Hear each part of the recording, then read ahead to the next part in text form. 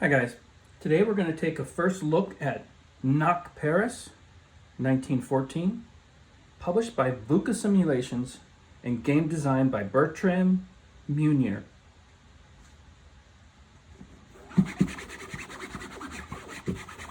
Listen to that, I love that. A little sneak peek at the map, but what do we got here? We got a 3-inch box, kind of that linen finish, and the back of the box here. So it's got a complexity of 6, solitaire playability of 8, from 1 to 27 hours. Now this game does have has a total of 12 scenarios, but it has a number of single map, smaller sided scenarios, and then a huge campaign that takes up to the 27 hours. You can kind of see a sample of the map. You got it here kind of behind me as well. Now, for you miniature aficionados, these counters are actually 15 millimeter in size. Not sure you want to paint them though. Unit scales, division and battalions. 1 turn is approximately 2 days. Map scale is 10 kilometers per hex. And it says 1 to 2 players, team play possible. I'm sure on that 27-hour game, splitting that up could be a pretty fun afternoon for 3 or 4 of your buddies to get together and play. I want to give a shout out to Nangwaya. He's part of the reason my interest in World War I has been piqued. I will put a link in the description to his YouTube channel. It's almost all focused on World War I stuff. He is the biggest World War I geek that I know. And if you're a World War I geek and you haven't seen his channel yet, I highly recommend it. He's very knowledgeable, and what he doesn't know, he'll tell you and ask questions, and he teaches a lot of really cool stuff. And like I said, he is a hardcore World War I geek. Again, there will be a link in the description to his channel. Seriously, go check it out. Okay guys, so let's open this puppy up. First thing we're going to be greeted with is a thank you letter. Nice. It talks about a few things, some changes, some errata. Very cool. But here it says, unfortunately, we made a mistake when printing the counter sheets for sheets 1 and 2. Use somewhat of a gray color instead of black. Okay, that's pretty minor. But for that reason, they reprinted the 2 sheets. Wow. So, those are the first things we're greeted with. Now, I've already actually taken this package, opened it, pulled the 2 replacement sheets out, took sheet 1 and sheet 2, and put them back in here so I keep them away from the rest of the game. You see that? That wasn't black enough, so they reprinted 2 counter sheets. Attention to detail, guys. Attention to detail. Included is a game track. Around the outside edge of the card is a general track, numbering 0 through 36. The game track itself has a total of 23 turns. Again, each turn represents 2 days. Turn 1 is August 2nd and 3rd, all the way to the 23rd turn, which is September 15th and 16th. Again, the first 6 weeks of World War I. You'll also notice there are a number of kind of tannish looking turns, like 5, 6, and 7, with a sun. And then 21, 22, and 23 are blue with rainy clouds. In section 15 for weather, 15.1 weather influence gives you the details on what happens on those days. Also on the game turn track, you'll also notice the beginning and ending of the various scenarios within the game.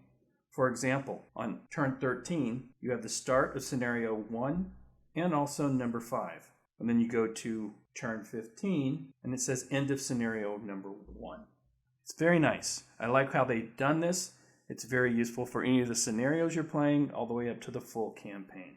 It gets you some continuity also when you play overlapping scenarios with weather conditions and things such as that. The game also includes a double-sided fortification card that gives you details about the various hexes on the maps that are fixed fortifications.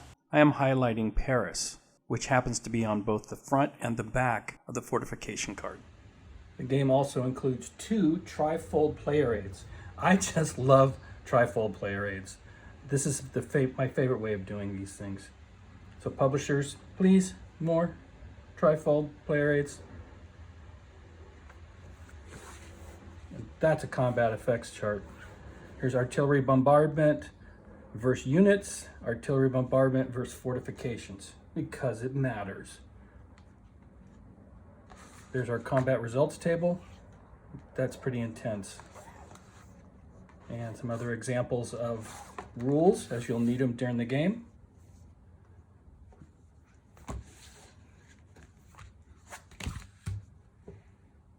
There you go. A lot of information, nice and handy. Again, 2 of these, good cardstock. I love the trifolds, guys. Please, more. And here's the rule book. It's roughly 39 pages. Nice table of contents, 2-column, a lot packed in, full color, glossy paper, nice bright white background. You see a lot of illustrations. Really gets into the units. And these are beautiful counters, by the way.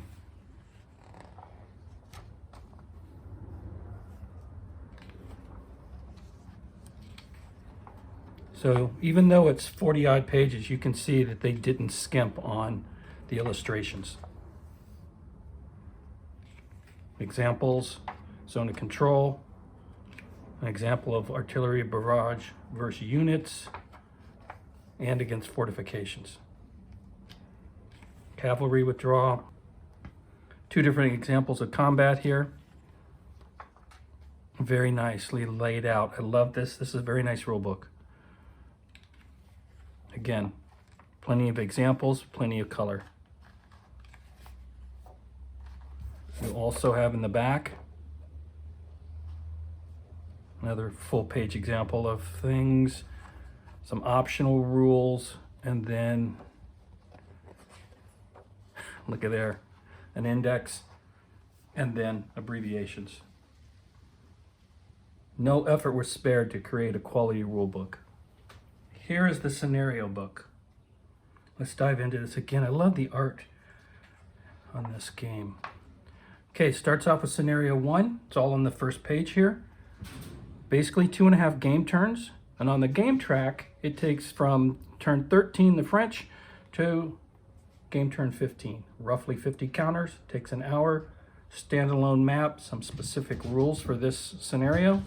It talks about the turn track, your map configuration where the units are laid out, and victory conditions. Pretty nice. It does the same for the scenario 2 and 3. Again, these are the single mappers.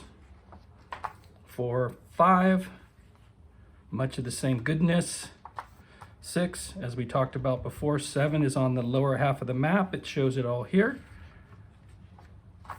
8 and 9 back to the single-sided or the single-size maps. 2 hours, 2 hour standalone map. These are all playable. Now we get into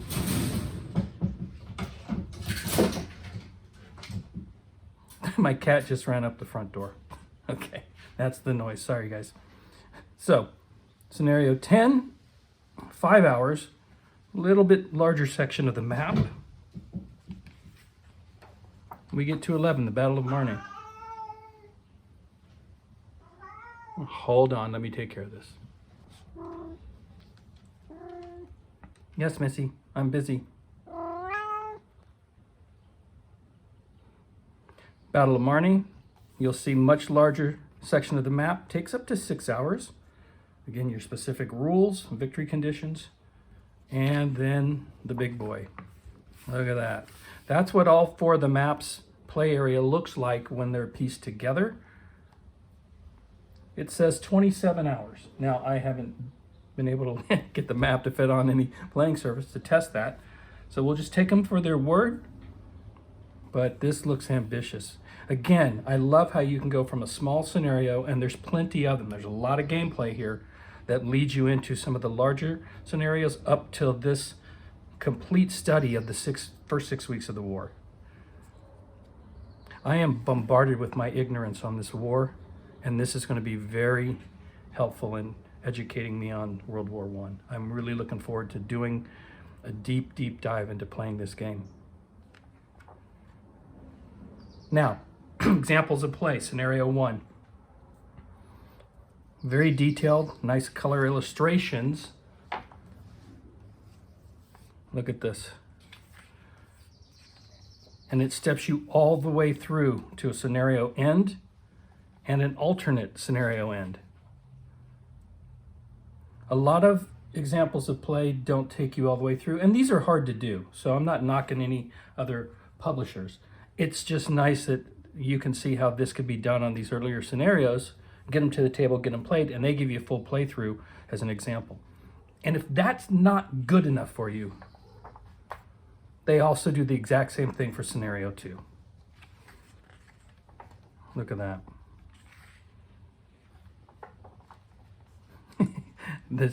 I'm telling you, the quality that VUCA puts into their games, the love that they put in, you can see. Wow.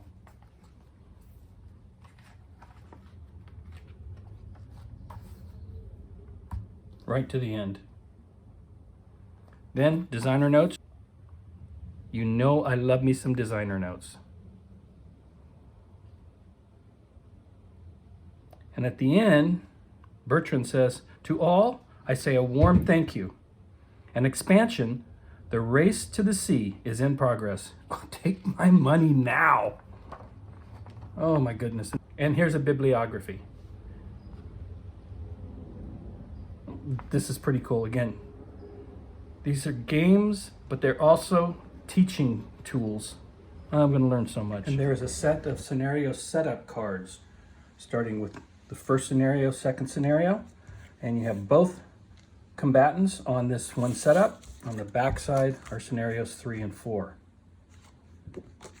Goes all the way up to the Battle of the Meuse, where they're now individual sides have their own setup card.